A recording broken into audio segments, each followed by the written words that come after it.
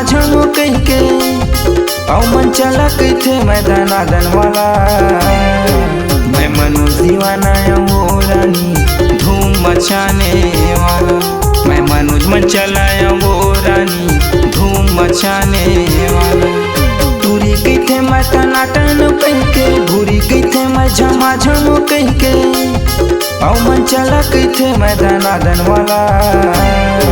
मैं मनोज दीवाना वो रानी धूम मचाने वाला। मैं मनोज मन चलाया वो रानी धूम मचाने वाला।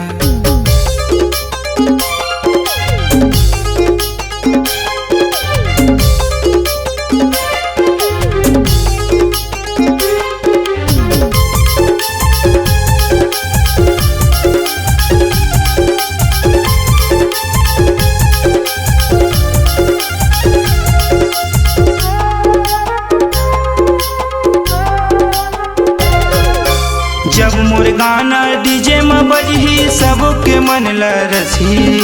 नाचे नहीं आवे तेनो मन हो झूम झूम के नचही। नाचे नहीं आवे तेनो मन हो झूम झूम के नचही।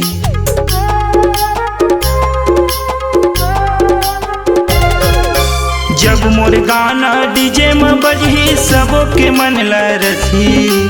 नाचे नहीं आवे तेनो मन हो झूम झूम के नचही। नाचे नहीं आवे तेनो मन हो झूम झूम के नचही। कोनो पिया चाहे मुहा के दारू, कोनो पिया चाहे मुहा के दारू, कोनो आवे चाहे इंग्लिश वाला। मैं मनोज दीवाना वो रानी धूम मचाने वाला। मैं मनोज मन चलाया वो रानी धूम मचाने वाला।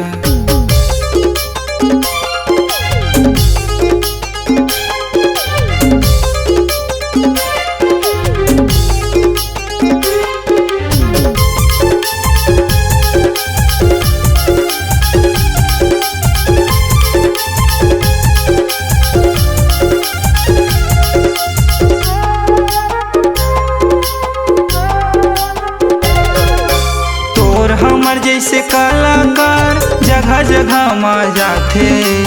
बैठे रहते जनता मन ओला दीवाना बनाते। बैठे रहते जनता मन ओला दीवाना बनाते।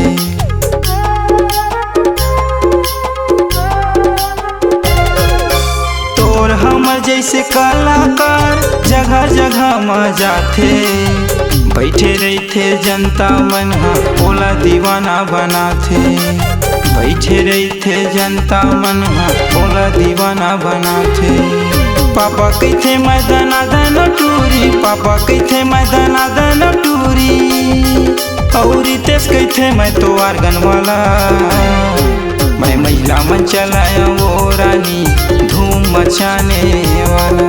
मैं मनोज मन चलाया वो रानी धूम मचाने वाला। टूरी कैथे मैं टनाटन कह के, भूरी कैथे मैं झमाझम कह के औ मन चला कैथे मैदान आदन वाला। मैं मनोज दीवाना वो रानी धूम मचाने वाला।